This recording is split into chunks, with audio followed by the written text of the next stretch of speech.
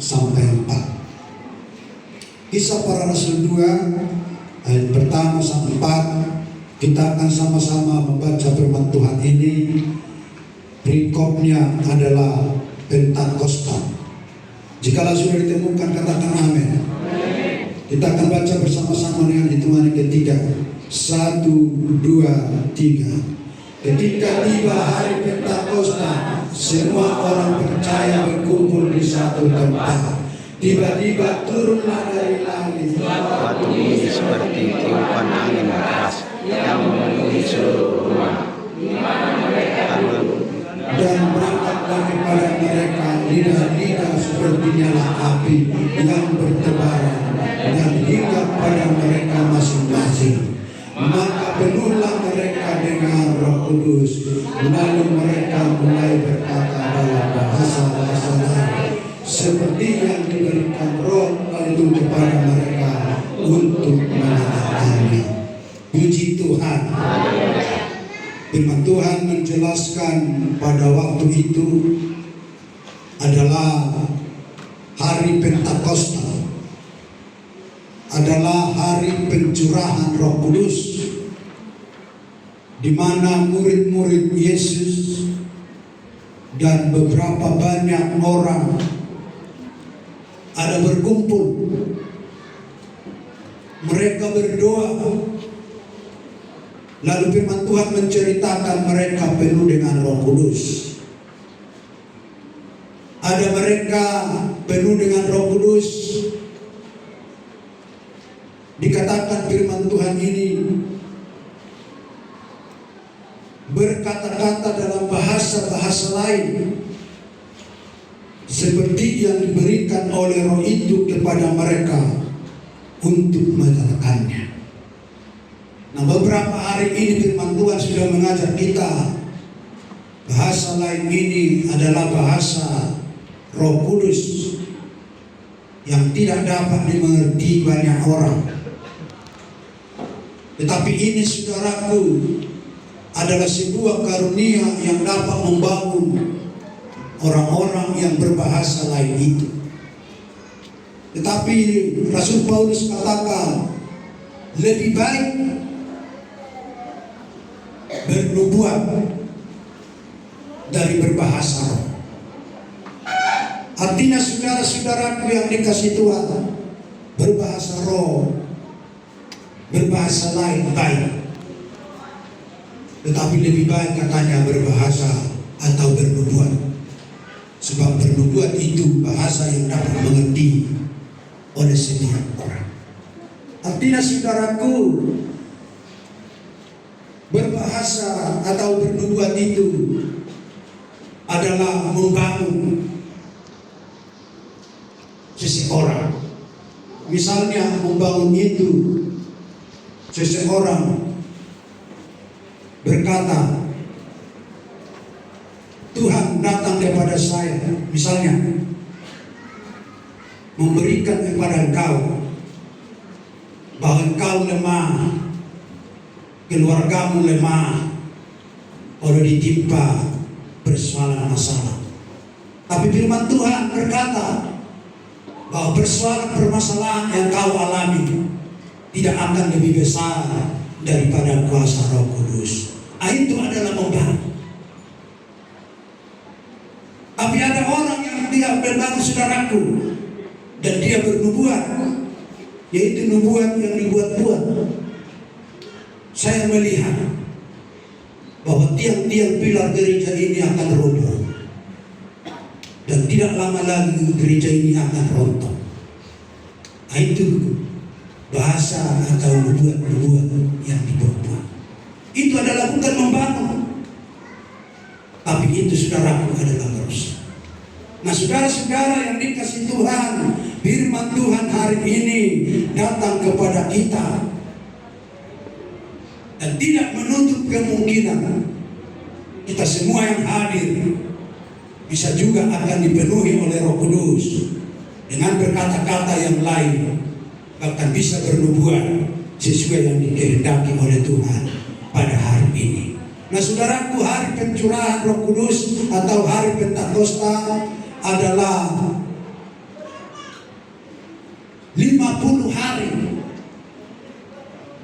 setelah Yesus naik ke surga.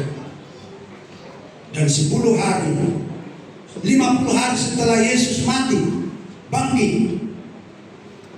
Dan 10 hari setelah Yesus naik ke surga, saudara-saudaraku yang dikasihi Tuhan. Maka kedatangan Roh Kudus atau pencurahan Roh Kudus, saudaraku, sangat menggugah iman kita. Bahkan juga sangat menggugah iman murid-murid waktu itu. Sebab Tuhan Yesus tidak berjanji tidak memberikan Roh Kudus, tapi Tuhan Yesus berjanji akan memberikan, akan mencurahkan Roh Kudus bagi murid-murid Tuhan Yesus waktu itu, saudara-saudaraku, untuk mereka dapat menerima kuasa-kuasa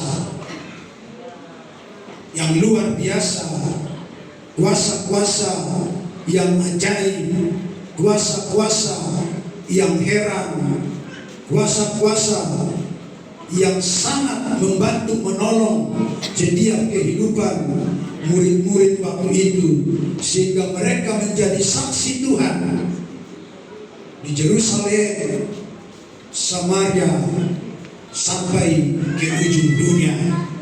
Sehingga sampai hari ini ada banyak orang percaya, ada banyak orang beriman, ada orang yang yakin, ada banyak orang yang bertobat, menerima Yesus menjadi Tuhan dan Juru Selamat pribadi saudara-saudaraku yang dikasihi oleh Tuhan.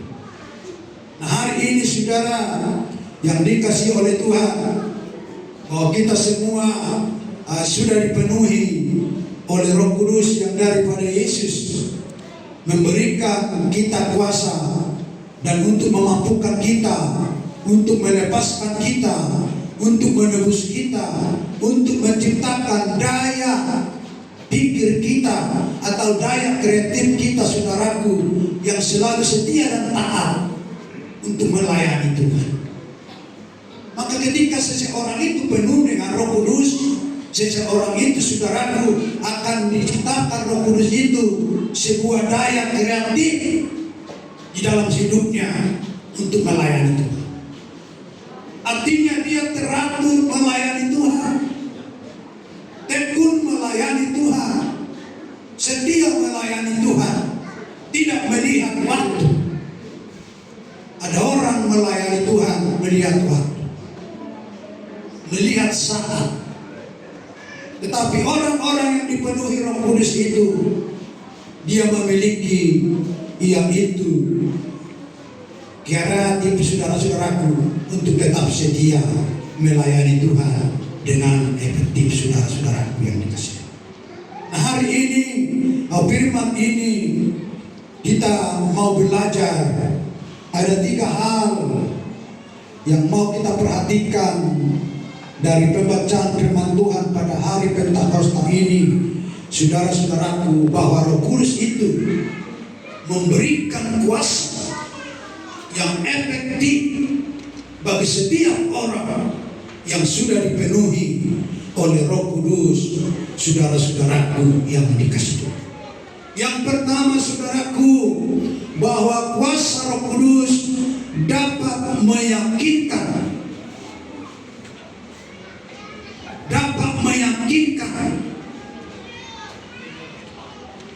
seseorang itu menjadi bertobat. Manusia tidak akan dapat meyakinkan seseorang itu ketika tidak dipenuhi oleh Roh Kudus. Maka ketika seseorang itu sudah dipenuhi Roh Kudus, maka kuasa Roh Kudus itu akan meyakinkan dia bahwa Tuhan itulah Juru Selamat, bahwa Tuhan itulah satu-satunya untuk masuk ke dalam surga, bahwa Tuhan itulah satu-satunya penebus, bahwa Tuhan itulah satu-satunya yang dapat memberikan hidup yang kekal dan selama-lamanya. Nah, saudara-saudaraku, dalam Kisah Para Rasul Kisah Para Rasul 2 ini ayat 36 sampai 38 dikatakan demikian.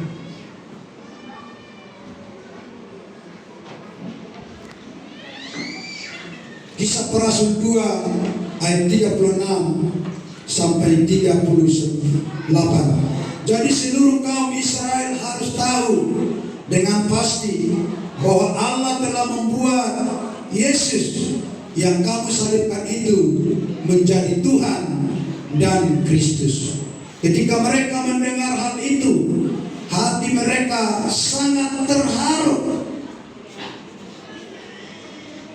Hati mereka sangat terharu.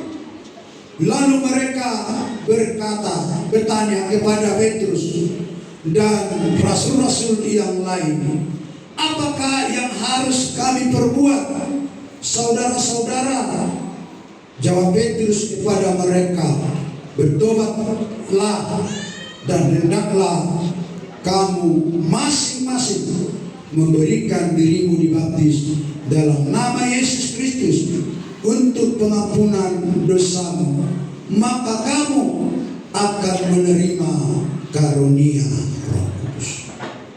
Nah, saudara-saudara yang dikasihi oleh Tuhan Yesus pada hari ini, karena firman ini menjelaskan, jadi saat Rasul Paulus menyampaikan firman kepada orang-orang berdosa yang mendengar firman Tuhan, lalu mereka, saudara-saudaraku, diyakinkan Yesus itu yang kau salibkan itu sudah menjadi raja. Lalu yakinkan hati orang-orang berdosa itu dengan kuasa Roh Kudus kepada Petrus, sehingga hati mereka itu terharu. Dan mungkin mereka dalam hatinya bertanya, benar juga ya, kenapa ya saya salibkan dulu Yesus yang baik hati, yang pemurah penyayang, yang tidak pembenci, yang tidak pendendam, dan satu pun dosanya tidak ada ditemui yang tercela.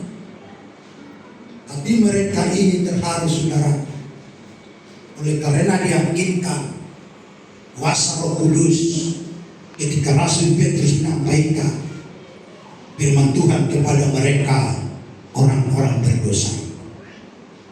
Lalu di ayat yang lain mencatat ketika Rasul Petrus menyampaikan firman Tuhan, lalu diyakinkan oleh kuasa dari Roh Kudus, maka dikatakan banyak orang yang bertobat pada waktu itu. Saking mereka terharu ketika Rasul Petrus meyakinkan mereka banyak itu dengan kuasa yang dari Roh Kudus. Nah, hari ini saudara-saudaraku yang dikasihi oleh Tuhan, lalu mereka bertanya, apa yang kami perbuat, saudara-saudaraku? Rasul Petrus menjawab, bertobatlah dan kau harus dibaptis dengan Roh Kudus, lalu kamu akan penuh dengan Roh Kudus. Nah, ini saudara-saudara yang dikasihi oleh Tuhan, ketika seseorang itu sudah penuh dengan Roh Kudus, maka dia akan mampu meyakinkan saudara-saudaranya untuk dapat bertobat, memuliakan, mengagungkan nama Tuhan. Haleluya. Jadi kuasa Roh Kudus yang saudara terima, yang saya terima, yang kita terima, dia akan memberikan kuasa kepada kita untuk kita dapat meyakinkan orang-orang lain menjadi orang-orang percaya, menerima Yesus menjadi Tuhan dan Juru Selamat. Kalau kita sendiri secara fisik tidak akan mampu, tidak akan sanggup tanpa kuasa Roh Kudus yang ada di dalam hidup kita. Maka untuk itu, saudaraku, tetaplah pergunakan kuasa Roh Kudus yang ada di dalam setiap hidupmu, supaya itu menjadi berkat dan membangun banyak orang untuk berkenan kepada Tuhan. Haleluya. Dan yang kedua, saudara-saudaraku yang dikasih Tuhan, bahwa kuasa Roh Kudus memberikan kuasa, yaitu keberanian untuk bersaksi. Keberanian untuk bersaksi. Ada banyak orang tidak berani bersaksi. Sebab orang yang bersaksi akan mengalami kerugian-kerugian di dalam pikiran mereka. Misalnya, kerugian-kerugian ketika saudara melayani Tuhan dengan full time, secara dunia akan mengalami kerugian. Kerugian waktu, tidak mungkin melakukan yang lain. Kerugian mungkin materi akan terjadi. Maka ketika seseorang itu, saudaraku, dipenuhi oleh Roh Kudus, maka Roh Kudus memberikan kuasa kepada dia, keberanian. Memberikan keberanian.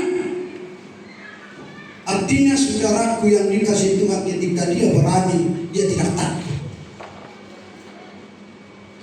Kalau Bapak kita tadi malam memberitahukan bahwa kita sudah dimerdekakan, maka ada keberanian. Berani kehilangan nyawanya seperti rasul-rasul, berani kehilangan hartanya seperti rasul-rasul, dan yang lain saudara-saudara.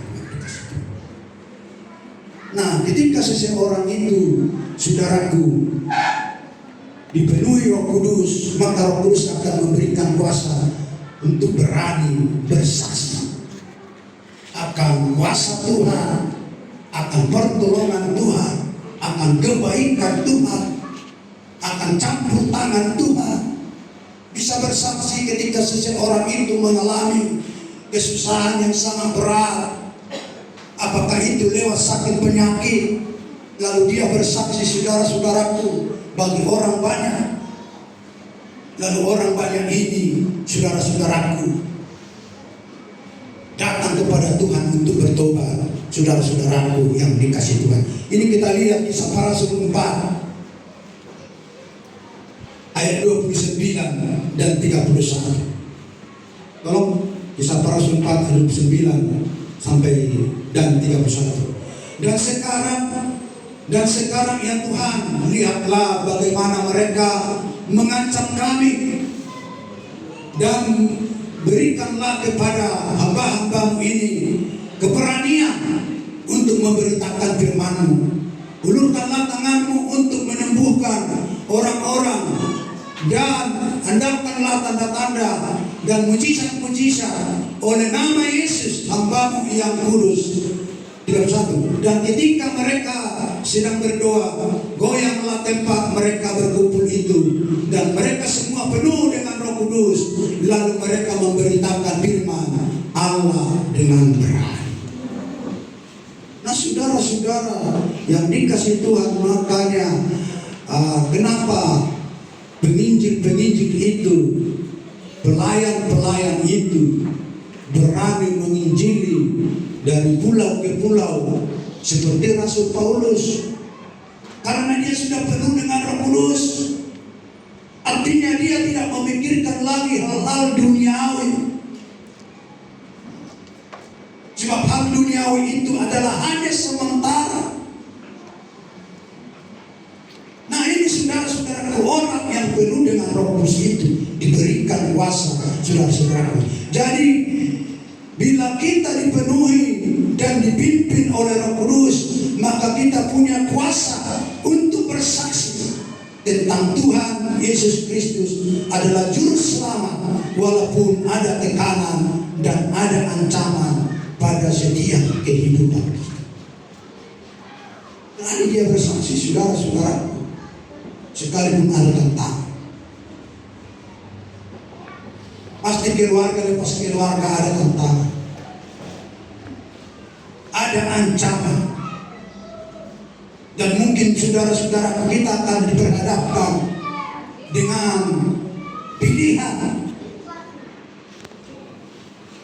Dan pilihan saudara-saudaraku yang dikasih. Nah, oleh karena itu saudaraku, itulah kuasa Roh Kudus itu. Pentingnya dalam hidup kita diberikan keberanian. Diberikan keberanian untuk bertindak. Diberikan keberanian untuk berbuat. Diberikan keberanian untuk melakukan.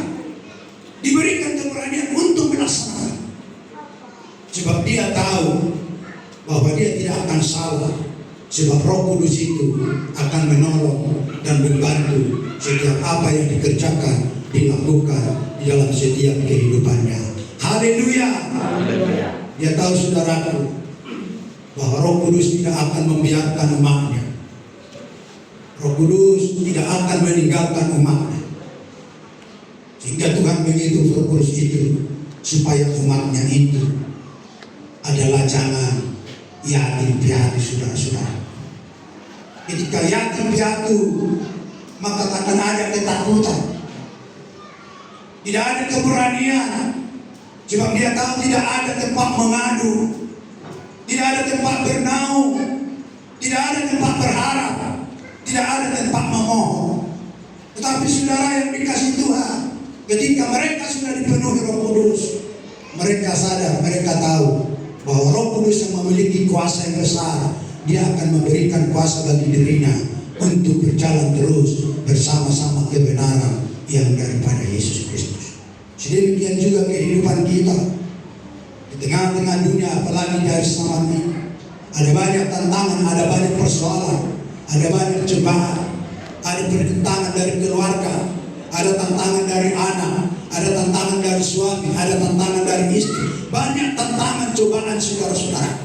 Maka perlu kita mohon Roh Kudus untuk membantu menolong kita, menguatkan kita, supaya kuasa dan Roh Kudus itu diberikan bagi setiap hidup kita.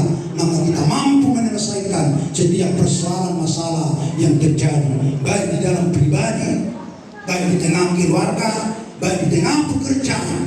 Dapat kita selesaikan semua, berjalan dengan baik, karena Roh Kudus ada bersama-sama dan membantu setiap kehidupan kita. Puji Tuhan. Dan yang terakhir saudaraku yang dikasih Tuhan, pada hari Pentakosta ini kuasa Roh Kudus dicurahkan, bahwa kuasa Roh Kudus itu dapat memberikan kuasa untuk mengadakan mujizat. Kuasa Roh Kudus itu dapat memberikan kuasa untuk mengadakan mujizat, dan kita juga dipimpin dengan hikmat yang daripada sorga. Ini kita baca dalam Kisah Para Rasul 6 ayat 8 sampai 10. Kita akan baca semua. 1, 2, 3. Dan Stefanus yang penuh dengan karunia dan kuasa mengadakan mujizat-mujizat dan tanda-tanda di antara orang banyak. Tetapi tampillah beberapa orang dari jemaat Yahudi yang disebut jemaat orang Libertini. Anggota-anggota jemaat itu adalah orang-orang dari Kirena dan dari Alexandria, bersama-sama dengan mereka orang Yahudi dan dikidikadakan. Dari Asia, orang-orang itu tetapi mereka tidak sanggup melawan hikmatnya dan roh yang mendorong dia berbicara. Puji Tuhan. Nah saudara yang dikasih Tuhan, bahwa orang yang dipenuhi Roh Kudus itu, maka Roh Kudus akan memberikan kuasa seperti kepada Stefanus. Ketika mereka bertanya jawab, kata firman Tuhan saudara-saudaraku, bahwa mereka tidak mampu menjawab, yaitu yang luar biasa yang dari Stefanus itu saudaraku yang dikasih Tuhan, maka dapat mengadakan mujizat yang luar biasa saudara-saudaraku, dan diberikan hikmat bijaksana. Maka kita diberikan hikmat bijaksana. Kalau seperti hari ini kita akan diberikan hikmat, terlebih kepada hamba-hamba Tuhan. Masuk jam 10, kalau pujian kita sampai 12, lalu kalau ada tadi bersaksi 10 orang, maka kita akan pulang jam 2. Nah, saudara-saudara yang dikasih Tuhan, orang penuh dengan Roh Kudus itu akan diberikan hikmat. Dia tahu ada nubuat bagi dia bahwa nanti ini dia akan dia tahu, diberikan Roh Kudus. Maka akan ada tertib, ada damai. Mungkin kalau kita makan jam 2, mungkin ada bersungut-sungut. Mulai mau berjuru Pak, mama dia enak. Bermula gimana? Ya, misalnya doa nopel dan doa mana? Dua bersungut, semua dua siapa? Nah, saudara-saudara yang dikasihi oleh Tuhan, orang yang penuh dengan Roh Kudus akan diberikan hikmat seperti Stefanus. Maka ketika dia bertanya jawab dengan orang-orang Yahudi tadi, tidak ada yang bisa melawan jawabnya Stefanus yang penuh dengan Roh Kudus. Dan itu saja Stefanus bukan karena kekuatan dia, bukan karena kemampuan dia, bukan karena intelektual dia, tapi itu saudaraku oleh karena kuasa yang diberikan oleh Roh Kudus kepada Stefanus untuk mengalahkan setiap musuh-musuhnya saudara-saudaraku yang dikasih oleh Tuhan. Nah, hari ini saudara-saudara yang dikasih oleh Tuhan, firman ini mengajari kita, mengajari saudara, ketika kita sudah dipenuhi oleh Roh Kudus, maka kita akan diberikan kuasa untuk melakukan mujizat. Mujizat tanda heran yang luar biasa. Bisa saudara, ketika kita dipenuhi Roh Kudus dan diberi kuasa, lalu Roh Kudus menunjuk suatu jemaat, ketika kamu tepuk tangan kepada si A, maka dia akan pulih, maka dia akan sembuh. Ketika Roh Kudus memberikan kuasa, tapi ketika tidak Roh Kudus sudah memberikan kuasa, maka itu tidak akan pernah terjadi. Nah, saudara-saudara yang dikasih Tuhan, dengan pencurahan Roh Kudus, maka kita dipenuhi kuasa, maka kita dapat memenangkan lawan-lawan kita seperti Stefanus. Lawan-lawan saudara bukan hanya manusia, tapi lawan-lawan kita saudaraku adalah penghulu-penghulu di udara, iblis dan setan saudaraku, dan dosa-dosa saudara-saudara yang dikasih Tuhan. Bahkan iblis itu mencoba saudaraku setiap orang tanpa terkecuali, apakah itu hamba Tuhan, apakah itu jemaat. Iblis mencoba saudaraku yang dikasih Tuhan supaya seseorang itu memanipulasi segala sesuatu itu saudara. Nah, apalagi dari zaman saudara, iblis begitu merajalela, begitu dahsyat bekerja untuk merongrong iman-iman percaya orang-orang pengikut Tuhan. Maka oleh karena itu mari kita pelihara Roh Kudus yang Tuhan sudah diberikan oleh Yesus itu. Jangan kita sia-siakan saudara-saudara. Supaya apa? Supaya kita terbentengi, supaya kita terlindungi, supaya kita terjaga, supaya kita terpelihara saudara-saudara yang dikasih Tuhan. Sekalipun ada panas iblis, saudara-saudara tidak sampai membinasakan kita, bahkan tidak sampai mematikan kita saudara. Ketika kita saudaraku penuh dengan kuasa Roh Kudus, maka itu akan seperti jaring-jaring yang disediakan oleh bangsa Israel sekarang. Ada panah itu atau rudal itu sampai ke jaring itu aja meledak di situ. Sasarannya tidak apa-apa saudara. Begitu digambarkan Roh Kudus di dalam setiap kehidupan kita saudara yang dikasih Tuhan, sehingga kita saudara diberikan keberanian dan hikmat bijaksana menjadi saksi Tuhan dimanapun kita berada. Nama Tuhan dipuji, nama Tuhan dibesarkan, nama Tuhan diagungkan. Kiranya firman Tuhan yang sangat singkat ini menjadi sesuatu yang indah, yang manis, yang baik dalam setiap hidup kita. Bahkan firman Tuhan ini saudaraku menjadi guru kita, sosok guru kita, teladan kita di dalam kita berjalan sampai nanti Yesus datang kedua kali ke tengah-tengah dunia ini. Haleluya. Amin. Mari kita bangkit berdiri dan kita